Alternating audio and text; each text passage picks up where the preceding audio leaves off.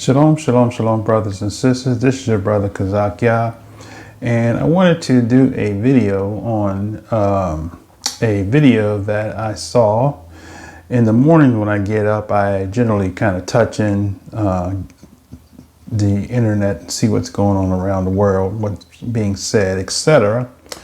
And in my feed, there was a video by Pat Robertson, a prophecy on, it says the title of the video is Pat Robertson's prophecy on 2020 U.S. presidential election results and the aftermath. So I wanted to just kind of give a little commentary on his dissertation. I'm going to pause it as I feel the need to say something. Okay, here we go. I want to share with you, I was praying on Sunday saying, God, please tell me how it's going to happen. And I hope I've got the word. But first of all, I want to say without question, Trump is going to win the election. And that doesn't mean you sit home and don't vote. That means you get out and do everything you can to work. But he's going to win. So now, I'm not too sure whether he's saying this is a prophecy or what, but he said Trump is going to win. But then he comes back and says it doesn't mean that you don't get out and vote.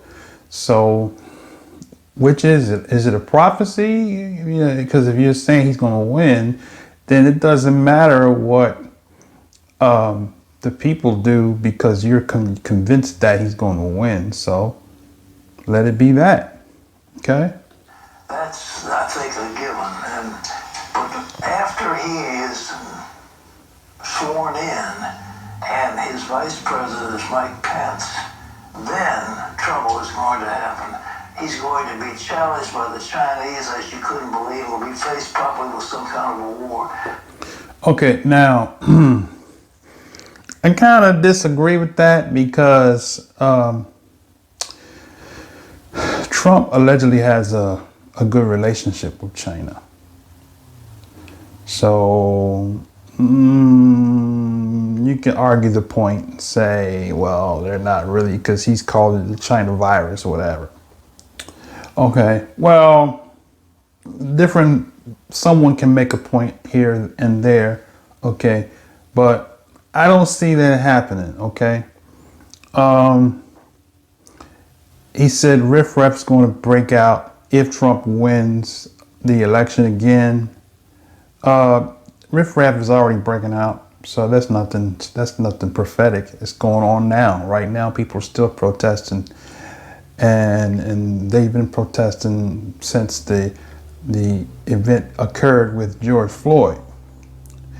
And so they protested when he won the election. So the people have been protesting. And so I don't think that that's going to make too much of a difference. Okay? It may add to it, but people are already protesting already as it is, right? Okay, so to his credit, maybe it may add a little more fuel to the constant protest, okay? But then with China, let's let him finish saying what he's going to say. The North Koreans are going to have nuclear weapons. They're going to threaten us. The Russians are going to do everything they can. The Turks have got... Okay, so now he's putting Russia in, and Trump has a good relationship with Putin, so I don't see where what he's saying is going to happen unless there's a big breaking apart of the relationship that Trump has with Putin. Putin is a good friend to hear the president say. Okay. Their things going, and after Trump is sworn in, we're going to see civic disobedience in our America that will just be mind-boggling.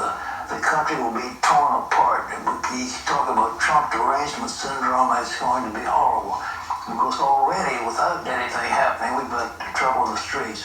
But there will be at least 2 attempts on the president's life. Okay, so he did acknowledge the protesting going on now, okay. He says it's going to be civil arrests going on. I think that's already happening. So, I mean, I don't know the point he's making, is it going to be intensified? Then he said it's going to be attempts to, I think he said, what did he say? 2 attempts on Donald Trump's life, 2 attempts of assassination. Okay. I don't know. I mean, we'll see, but this is what he's prophesying. And it's going to be very difficult. So I would just urge you, if you should pray for him. But now in the process. Okay, here's the part that I want to deal with. Okay, all the other stuff, you know, I'll be wrong if somebody sees this and they say, brother, you're wrong, you're wrong, you're wrong. Okay, you know what? I'll let you be right. You're right. But this is the part I want to deal with right here. Okay, so let everything I said, if my thought process or if my opinion of what he just said is wrong, this is the part I want you to listen to. Okay, all right, here we go. This confusion is happening in America, and it looks like our country is being torn apart. The fulfillment will take place of Ezekiel 38's prophecy. Okay, now he's going to give you a prophecy to connect it to the civil unrest that's going to take place in the United States. And he uses Ezekiel 38 and it's going to be fulfilled at the presidency. All right, here we go. And here's what it says. It says, therefore, Son of Man, prophesy and say to God, this is what the Sovereign Lord says, in that day, when my people Israel are living in safety, will you not take notice of it? Okay, listen. So now he's going to set the stage for what he's about to say, why this prophecy is going to be fulfilled. Here we go. And you will come from your place to the far north, and many nations with you, all of them riding on horses, a great horde, a mighty army. Okay, so coming from the north, we got a lot of countries in the north. So from a prophetic breakdown, you have to explain who these people. Now he's going to tell you who these people are. Okay. You'll advance against my people Israel like a cloud that covers the land. In days to come, Gog, I will bring you against my land, that the nations may know me when I am proved holy through you before their eyes. Now, that's going to be next. You're going to have Trump win. You're going to have civic discourse. You're going to have at least 2 attempts on the life of the president. And, you know, you just pray as to what's going to happen in relation to that. But this country's going to be torn apart. And it will be the opportunity for Erdogan and Iran to come together against Israel. And that's what Ezekiel says is going to happen, that there's going to be this tremendous horde. Now, who's going to be involved in coming against it is going to be the Muslim communities on the border of Russia. And Azerbaijan is just one of them. They're already trying to kill the Christians in Armenia. And so you're looking at the possibility, and there they are. So now the mistake he's making is he's making this about Christianity. But he's kind of going back and forth about Israel and Christianity. So you got to listen real close to what he's saying. When you have the Christian theology, and pardon me for my stylus pen here, I'm using this for my camera's sake.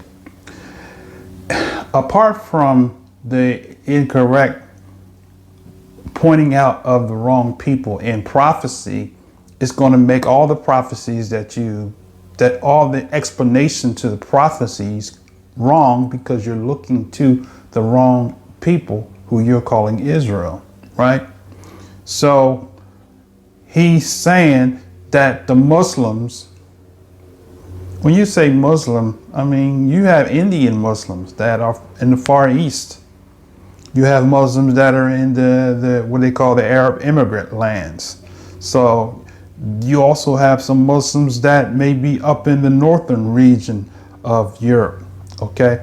So when you say Muslim and you're defining them in prophecy, you have to define who you're talking about. Okay, let's let it play. But in addition, you've got Iran that hates Israel. They want to destroy Israel. You have some of the other countries. I mean, you were North Yemen, and there were a few nations in North Sudan. So now he's saying Yemen wants to destroy Israel, Sudan wants to destroy Israel. I don't know where he's getting this information from, but okay, let's let it play. That Muslim, and they hate Israel, and that whole coalition is. So see, that's the thing. That's the problem I have with mainline Christian evangelicals. They make this a thing of Muslim versus Christianity or Muslim versus the Jews, right? So that's really dangerous because you're targeting a religious people. Let me say this here. Every Muslim is not a jihadist. You have a lot of peaceful Muslim, and I'm not a Muslim. What I'm saying is, for those of you who have an issue with Islam or Muslim, every Muslim is not a jihadist or a person who would put a weapon of mass destruction, tie it to their body to kill people in the name of Allah. Every Muslim, there's a small percentage of people in Islam that would do something like that. Just like there are people that are Christians that would kill.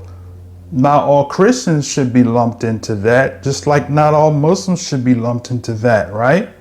Okay? It's just like those of us who have reclaimed our identity of being the covenant children of Israel, they have grouped all of us as terrorists and so forth. And the reality of the matter is you may have some people that have some behavioral attitudes or traits that are like terrorists, but the whole religious organization you shouldn't label as radical, okay? Going to come together, and they're going to say, because America is so occupied, we are therefore going to invade Israel. It's going to be an opportunity to crush and destroy Israel. And so there's going to be a tremendous war against Israel. Okay, so now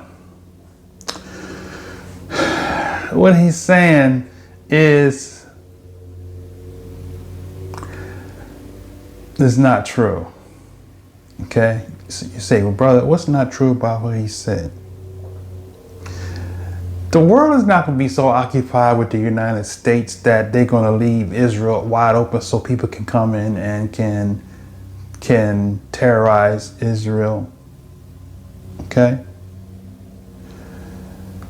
So I don't see where what he's saying has any relevance to what's going to happen in the physical land of Israel.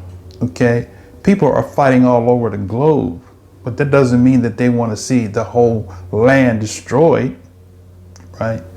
When the scriptures talk about Israel, they are talking about a physical people. That's why you have to understand Daniel chapter 9.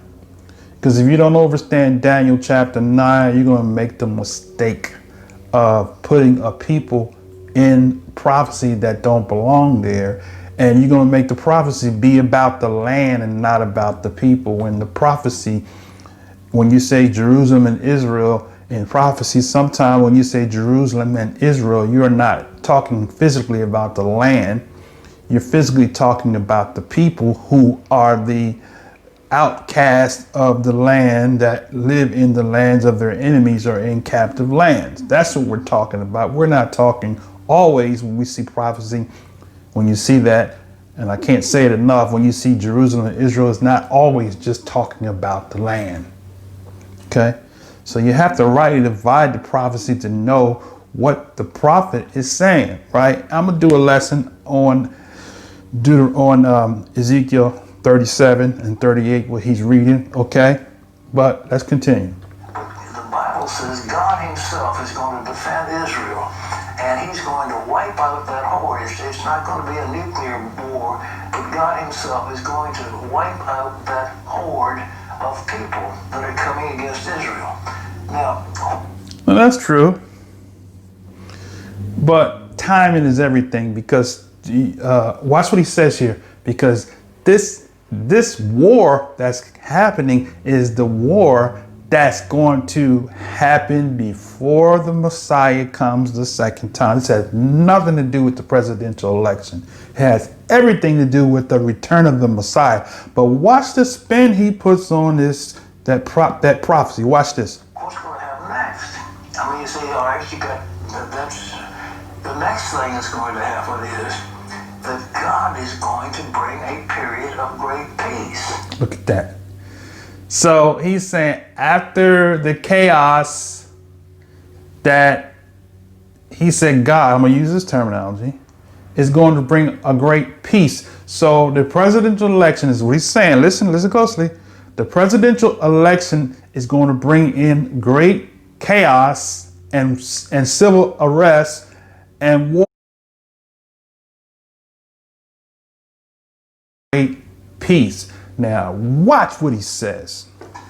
And here's what Isaiah has to say. It's the second chapter. In the last days, the mountain of the Lord's temple will be established, and the highest of the mountains.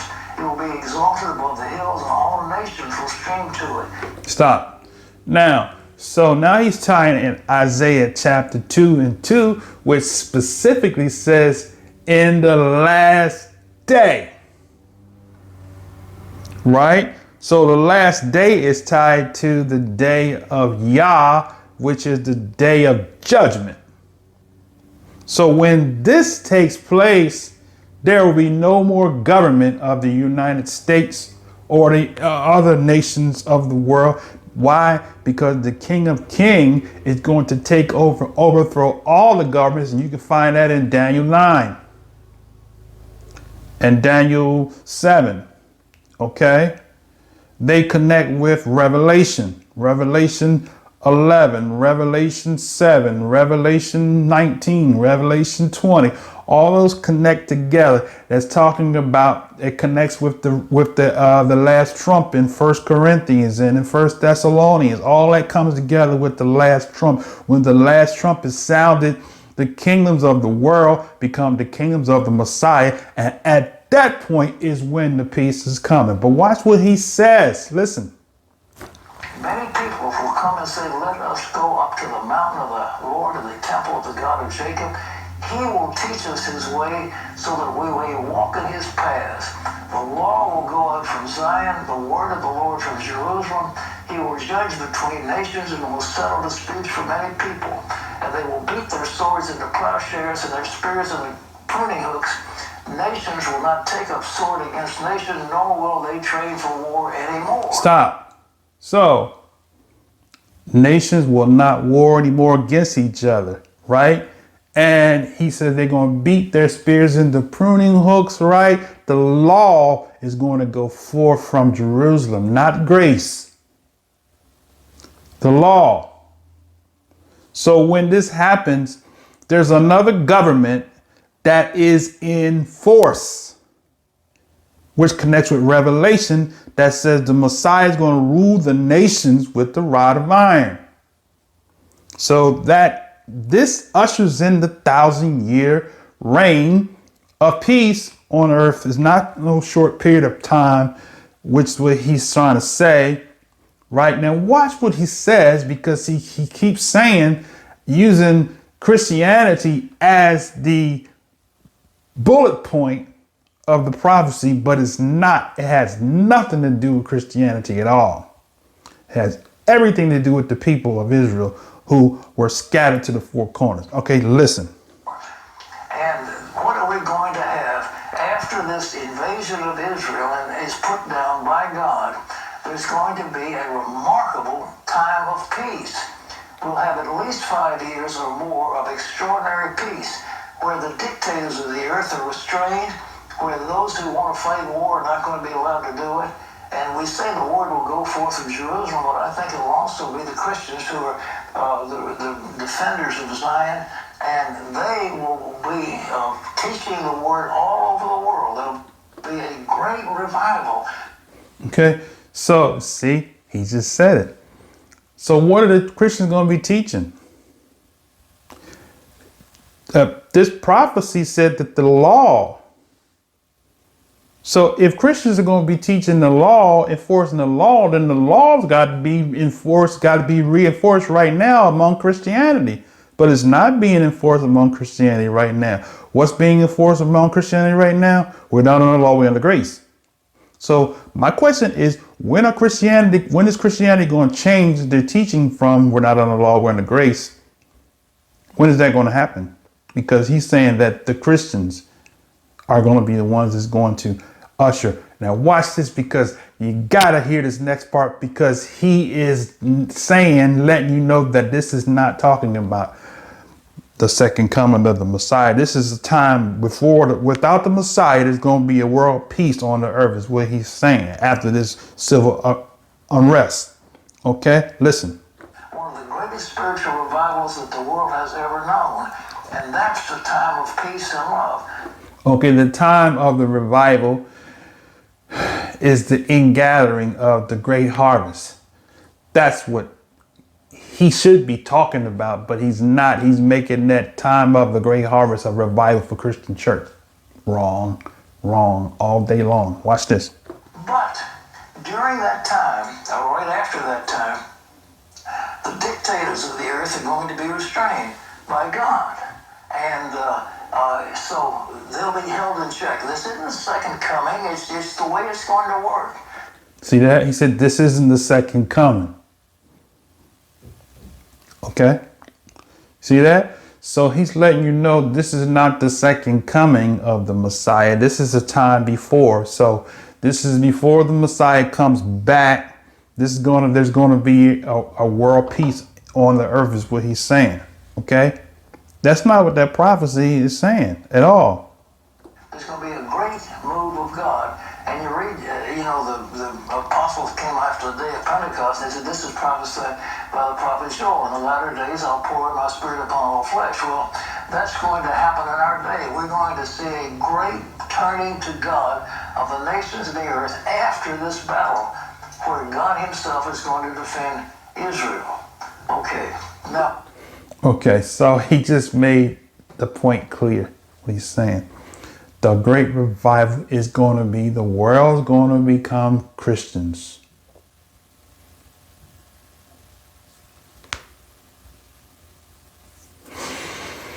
Now you see why people have a tarnished view, a irrational view of reading comprehension, because he just did what many people do. Take one little verse, pull it out, apply this to this, and it's like making a cake. You took this ingredient here, you put this ingredient, you stirred it all up, and you say, here's your cake, right? He didn't go line upon line, precept upon precept. He didn't go from top to bottom, right? He took the piece out and interpreted his theology with it and his emotional belief with it to make a point, and that's dangerous. All right. Now what comes next? Because it's going to be nice, and we're all going to be living in peace. But Paul wrote to the Thessalonians, is that for you know very well that the day of the Lord will come like a thief in the night. While people are saying peace and safety, destruction will come on them suddenly as labor pains on a pregnant woman, and they will not escape. So when that time of peace comes on, when it's all coming to an end, it's a few years, then there's going to be a great tribulation. And people have just misunderstood all this stuff about the tribulation. But Paul said that they're going to say peace and safety, and sudden destruction will come upon them like travail in a woman with child. You can see the sequence going down. Now, Jesus, what did he have to say? It's found in Matthew 24, 21, 22. For he said, then there will be great distress unequaled from the beginning of the world until now, and never to be equaled today. Okay, hold on. I just had a thought. He said they're going to have peace, right? Okay.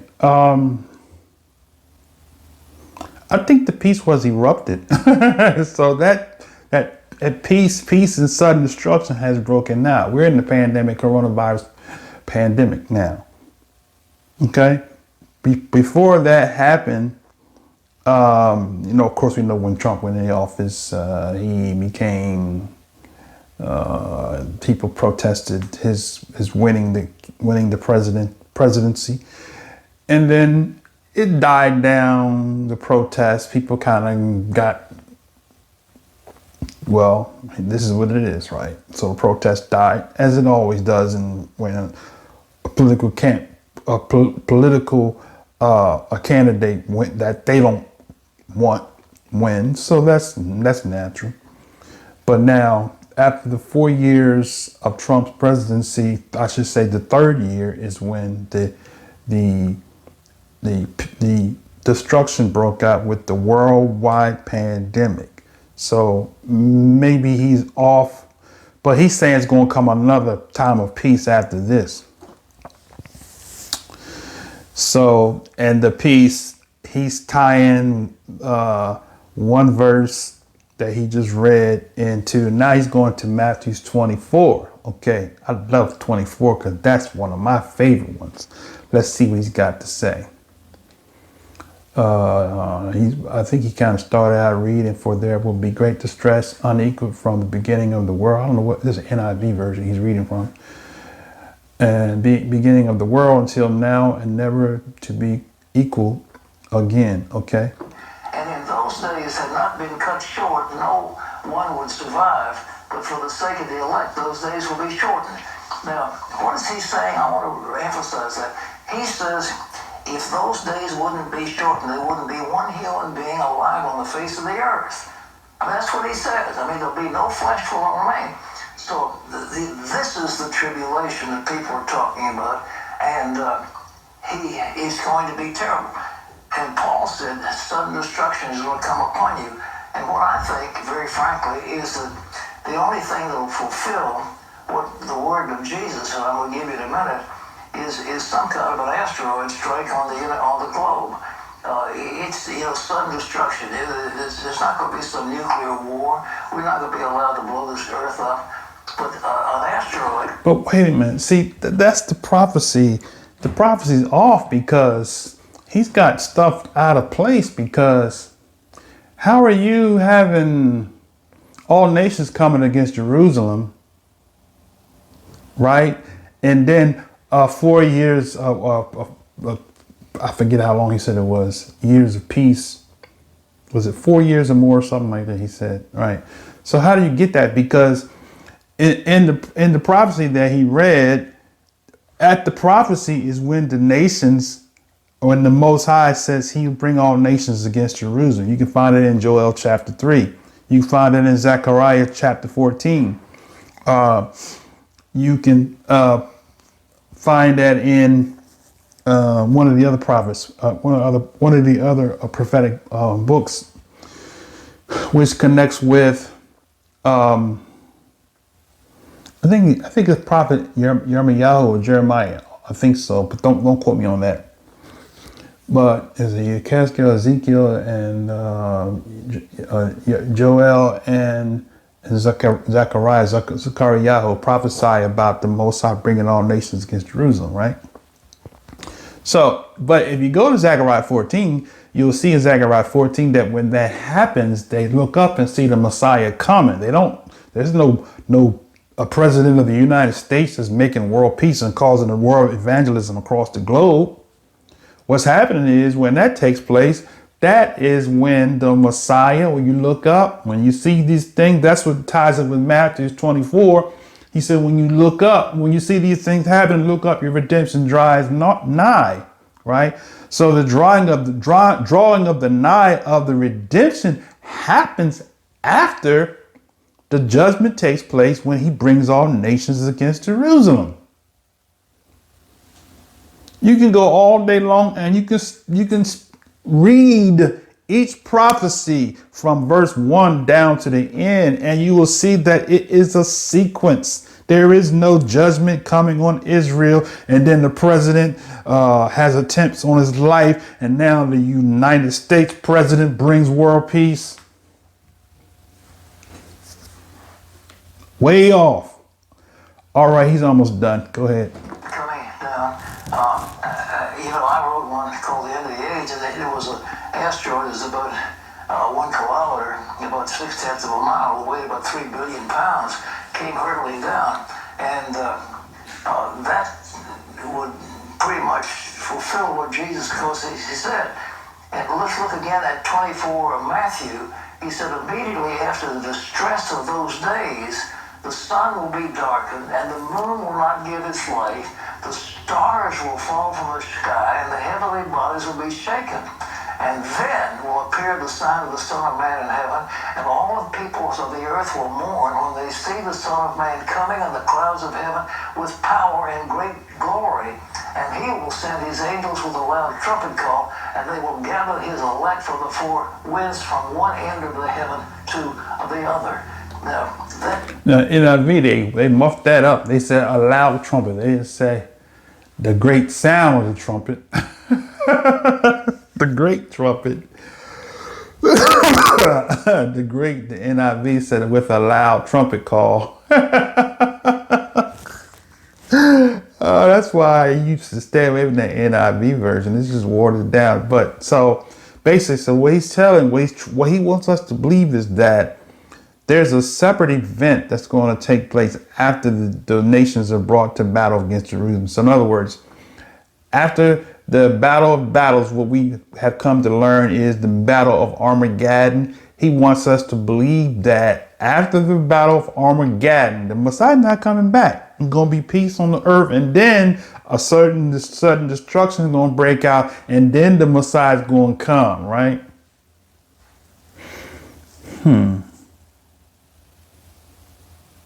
Sounds a little strange to me. All right, he's almost done. That tribulation is going to be so bad that unless it was shortened, nobody would be alive, and the sun will be darkened. Well, what will darken the sun?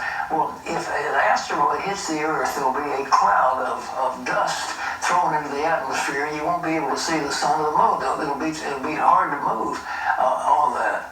And there'll be times if there's some antichrist or something like that, there's be a time from that if that's what's going to happen. But the man is sin to be revealed. But that's what it says. And it doesn't say, I'm eagerly enraptured ahead of it. It doesn't say that at all. It said immediately after the tribulation, then the Lord is going to send his angels to gather his elect from the four corners of the earth. And it will happen after. So you read the Bible, it's very clear. It's not mystery. It's clear. Yeah. You know. Well, if we knew this before, giving this word, but also what a time to pray. I mean, we live in a day that is we've never seen before. But again, I want to relate to you again. There's going to be a war. Ezekiel 38 is going to be the next thing down the line. Then a time of peace. Then maybe the end. But nobody knows the day or the hour when the Lord's going to come back. He said the angels don't know.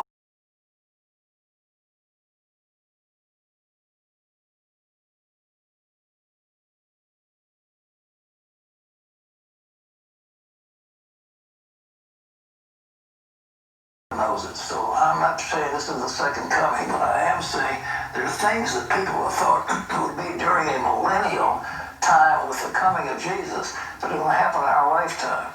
And the next thing is the election that's coming up in just a few weeks, at which time, according to what I believe the Lord told me, the president is going to be reelected. I'm saying by all means get out and vote for whoever you want to vote for, but by all means, let your voice be heard, but it's going to lead to civil unrest of great proportion, then a war against Israel and so forth and so on.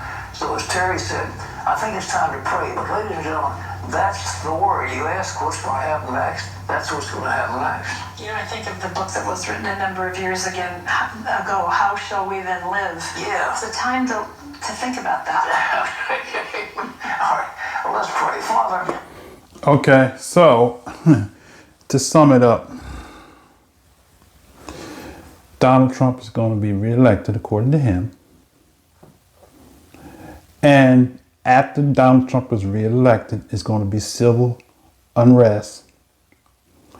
And people are going to become lawless, and it's going to be, so according to him, it might be a civil war. Okay?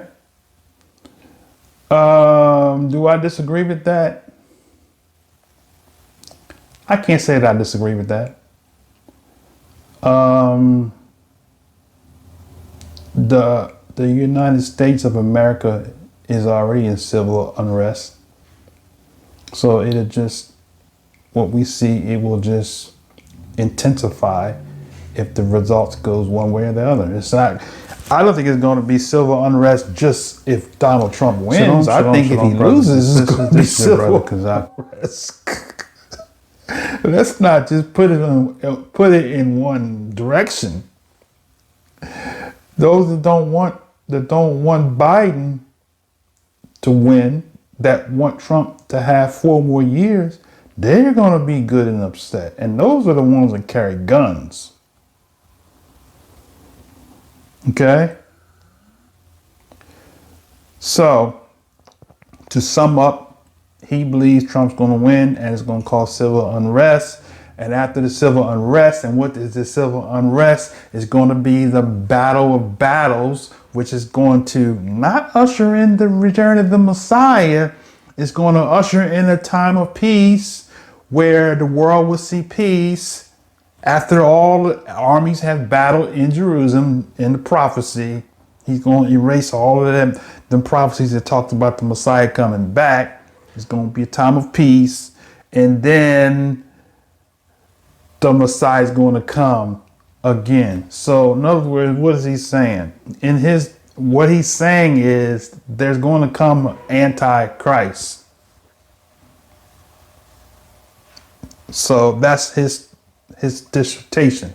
I'm giving it to you from what the Christian theological perspective of eschatology is. The teaching is that there is an Antichrist coming. Okay? And he called him the man of sin. Okay? So, once again, if you look into the church is a replacement of the real Israelites, and the city is the replacement of the real Israelites because everything is focused on the city.